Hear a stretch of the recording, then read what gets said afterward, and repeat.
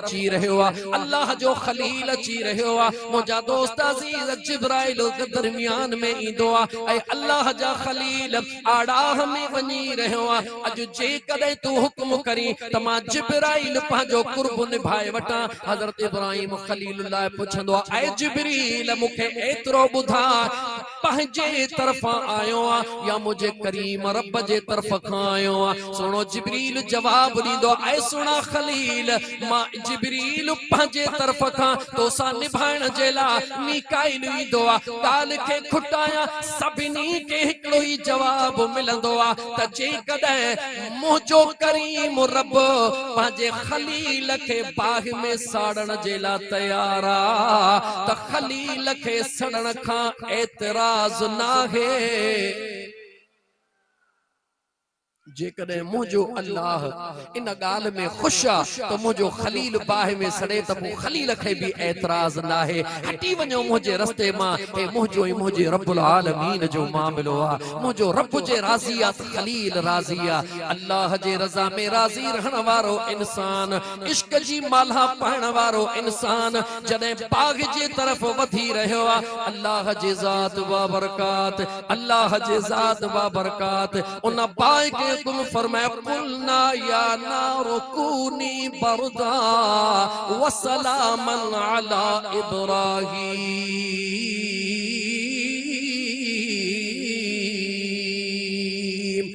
दुनिया ॾिठो अल्लाह जे ज़ात बाबरकात परंदड़ बाहि जे ओलन खे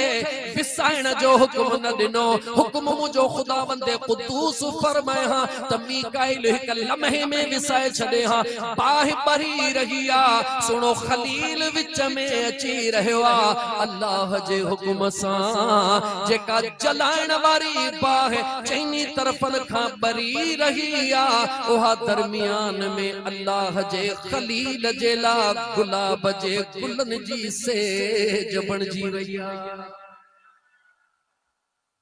छो त मुझे मदीने जे मीर फरमायो अबू बसीर जेकॾहिं मोहब्बत जी दावा करी थो त पोइ मुश्किलातुनि जे लाइ बि तयार थी दुखनि जे लाइ बि तयार थी परेशानियुनि जे लाइ बि तयार थी छो त इश्क इम्तिहान वठंदो आहे असां तव्हां में इम्तिहान सहण जी सट कान्हे का आशिक सदाईंदा आहियूं मगर इम्तिहान ॾियण जे लाइ कॾहिं बि तयार कोन थींदा आहियूं ॿ रकातूं नफ़िल पढ़ी या 5 ॾींहं तहज्जुद पढ़ी महसूस कंदा आहियूं त असांजो परवाज़ हाणे शायदि चौथे आसमान ते पहुची वियो आहे ऐ मुंहिंजा दोस्त अज़ीज़ ऐ मुंहिंजा दोस्त अज़ीज़ याद रखी छॾ इन दिल जो परवाज़ अहिड़ो बना इन दिल जो कनेक्शन अहिड़ो बना जो ज़मीन जे जंहिं बि खिते ते हुजी ज़ुबान पो खुले इरादो दिल में थींदो वञे सवाल यार जे दरबार में पहुचंदो उन मिस्कीन गरीब जै सजी जिंदगी मदीने जे तड़प में गुजारियो सजी जिंदगी कमाए कमाए कोशिश कई मगर मदीने तैयब वञण जो सामान गड न करे सघियो जॾहिं मायूस थी वियो त मूं पंहिंजी पूरी जिंदगी मेहनत कई मगर मदीने तैयब जो समर गड न करे सघियुसि मजबूर थी करे कुराड़प खे महसूस कंदे समुंड जे किनारे मलाहन सां गड वञी वेही रहंदो आहे मलाहन सां गड वेही करे मुंहिंजा दोस्त अज़ीज़ मलाहन वारी जिंदगी इन नियत सां गुजारींदो आहे हिकिड़ो ॾींहुं ईंदो जॾहिं हाजी सगोरा हज जे लाइ तयार थींदा इन सामुंडी जहाज में वेहंदा आख़िरी टाइम ते आख़िरी ऐलान हूंदो मां बि उन्हनि जे कदमनि में वेही रहंदुसि मदीने वारे मीर जे दरड़े ते पहुचंदुसि दौलत गॾु न थी त कहिड़ी वॾी ॻाल्हि आहे हीअ पंहिंजी मोहबत वारी दिल खणी महबूब मुस्तफा जे दरबार में हाज़िर थी वेंदुसि सजी जिंदगी पैसा गड न करे सघियो पर कोई भी दिल मायूस न थी दिल मुंहिंजा दोस्त अजीज इन पंहिंजे अज़मत हटी कोन इम्तिहान हली रहियो आहे ॻाल्हि खुटाईंदो अचां उहो मिस्कीन इंतज़ार में आहे जॾहिं हाजी सगोरा हज जे लाइ तयार थी करे उन जगह ते पहुचंदा आहिनि सामुंडी जहाज में वेहंदा आहिनि आख़िरी ऐलान थींदो आहे हे मिस्कीन कुराड़ो सिरकी वञी हाजिर जे कदमनि में वेहंदो आहे हाजी सगोरा ॾिसंदा अजीबा जंहिंजो हीनो हाल समर गॾु नाहे सामान गॾु नाहे हज जी तयारी करे आयो आहे जेॾी महिल टिकेट चेकिंग थींदी आहे उन मिस्कीन जो नंबर ईंदो आहे चवंदो आहे मूं वटि टिकेट नाहे कीअं जहाज़ में वेठो आहे चवे थो दिल जे आसरे वेठो आहे महबूब मदीने वारे मीर जे सहारे वेठो आहे बग़ैर टिकेट जे कीअं वेठो आहे तो मूं समझायो लही वञो लहण जो नालो नथो वठे बिल आख़िर गले मां पकड़े हेठि उछलायो वयो उन मिस्कीन खे समुंड जे किनारे उछलाए करे जेॾी महिल विसल हणी सामूंडी जहाज हलण लॻो पहिरीं जहाज हलण लॻो इन अखियुनि सां निहारे जहाज मदीने ॾे वञी रहियो आहे मिस्कीन जे अखियुनि जा लुड़क अखियुनि मां लड़ी करे मदीने ॾे वञी रहिया आहिनि जहाज ॾे निहारे चवण लॻो ऐं बहरी जहाज में वञण वारो हाणे मां ॾिसण थो चाहियां त तव्हांजे दौलत जी वॾी ताक़त आहे या मां ग़ुलाम जे मोहबत वारनि लुड़कनि जी वॾी ताक़त आहे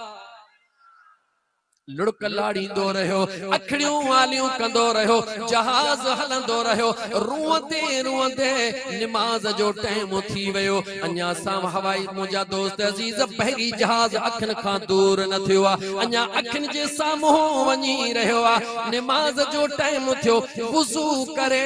काबतुल्लाह ॾे मुहड़ करे हाणे हथड़ा मथी खणी नियत करण लॻो पोयां कंहिं हथड़ो हयो त इहो छा थो करी आशिक वुज़ू समुंड जे हिन किनारे कंदा आहिनि त निमाज़ हुन किनारे महबूब जे दरबार में पढ़ंदा आहिनि ॾुखायला पोइते नथो निहारे ज़ारो कतार रोई जवाब थो ॾे ओ आवाज़ ॾियण वारा कुल्हड़े ते हथ रखण वारा मुझे जख्मन जे मथा मलम नथो रखी सगी जख्मन जे मथा मिर्चन खे न बुरके मां त मिस्कीन हा तॾहिं तू भी ताना मिहणा थो पयो दी उनखे केड़ी ख़बर त पोयां केर बीठो आ ॿियो दफ़ो हथड़ो लॻो हीअ जो निहारे त जोॾीअ जे चंड जहिड़ो ख़ूबसूरत जवान बीठो आ कॾहिं भी न ॾिठो आ सवाल तो करे केर जवाना कंहिंजे तरफ़ आयो आ जवाब ॾेई रहियो आ ओ मुंहिंजे मदीने वारे मीर जा दीवाना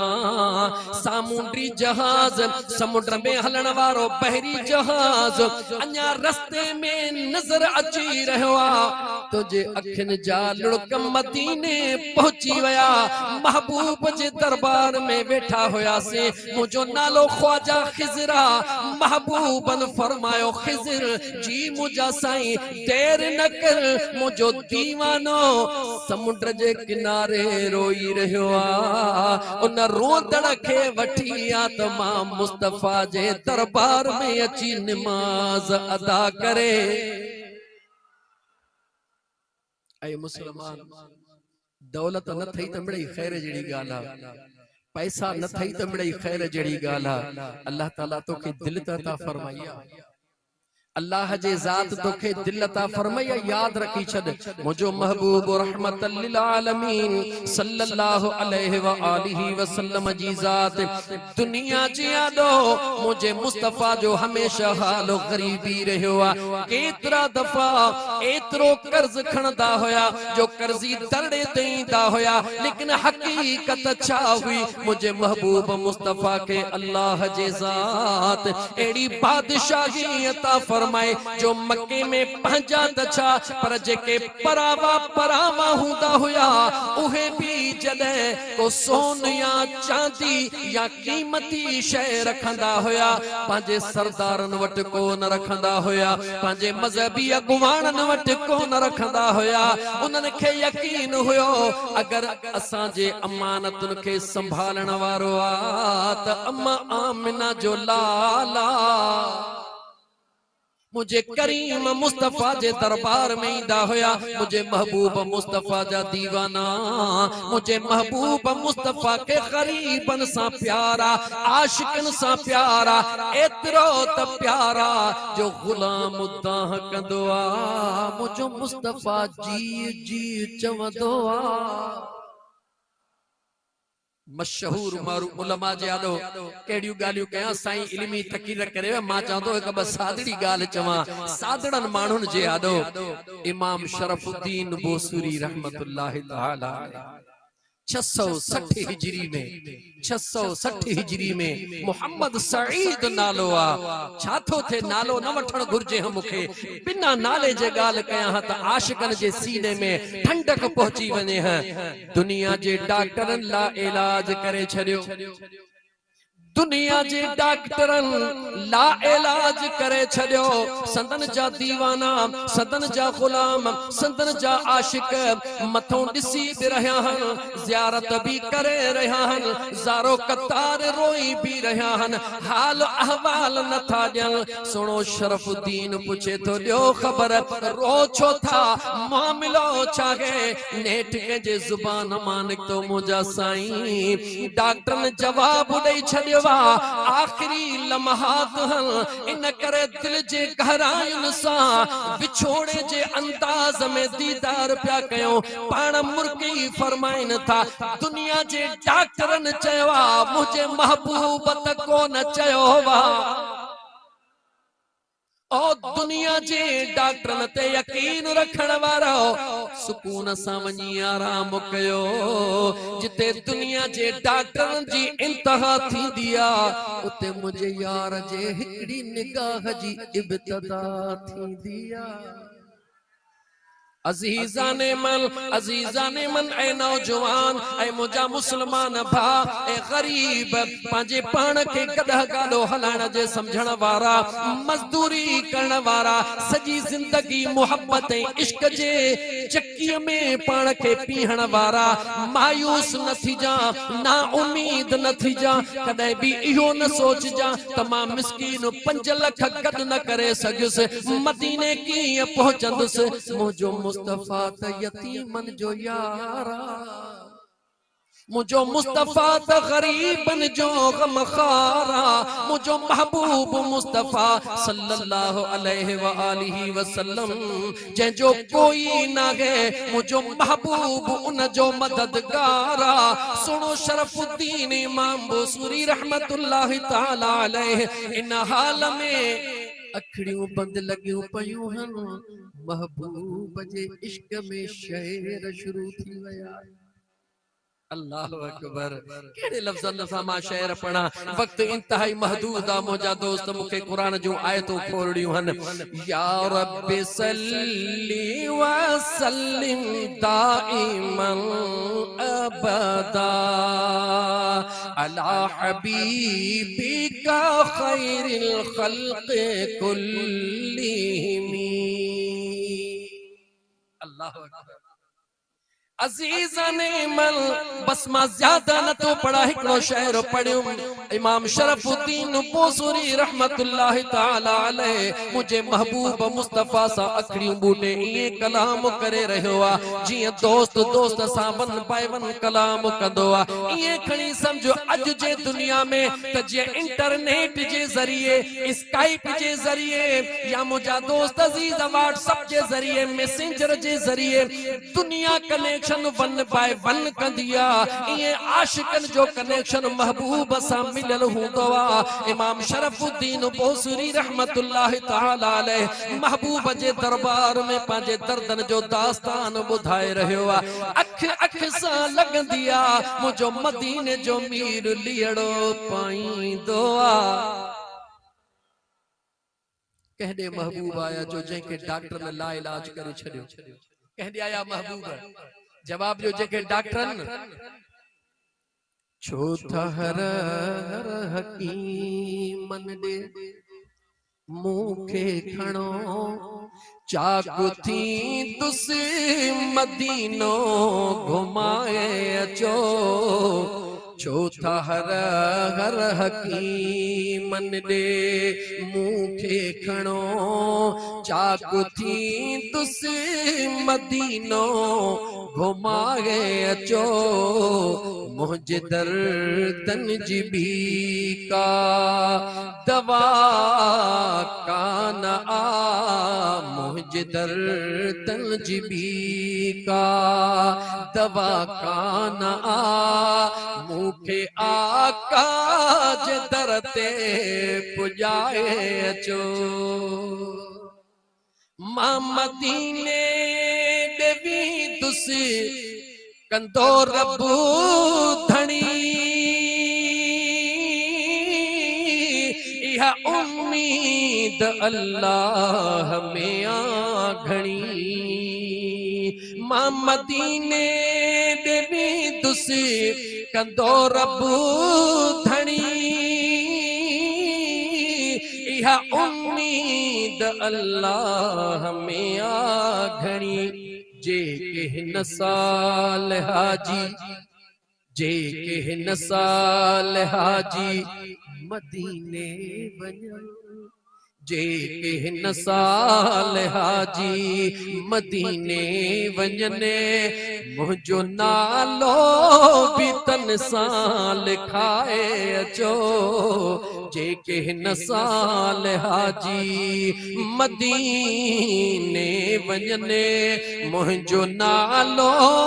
भी तन सां लिखाए अचो मुझे दरे तन जी भी का दवा काना मूंखे आका जे दर ते पुजाए अचो आशिकन जो अज भी हो अकीदो आ इश्क के दलीलन जी जरूरत कान हूंदी आ आशिकन के दलीलन जी जरूरत कान हूंदी आ इश्क वारन खे रुगो यार जे प्यार जी जरूरत हूंदी आ सुनो इमाम शरफुद्दीन बोसरी रहमतुल्लाह ताला अलैह अख सां लगिया महबूबन लियड़ो पायो आ महबूबन लियड़ो पायो आ ओ शरफुद्दीन जी मुझा आका जेके शेर पियो पढ़ी मां मुस्तफा के बुधा अखियों खोल मुसलमान ज्यादा कुरान पढ़ंदो हाँ हर महफिल में लेकिन अज ही बचार मोहब्बत जो गालियों अल्लाह ताला कुरान करीम जे अंदर जो तमा गाल कंदो हाँ कुरान जी आयत मुझे यादो सामो भी रहंदी आ अल्लाह ताला कुरान करीम जे अंदर फरमायो लक़द जाअकुम रसूलुम मिन अनफुसिकुम अज़ीज़ुन अलैहि मा अनितुम हरीसुन अलैकुम बिल मुमिनीन रऊफुर रहीम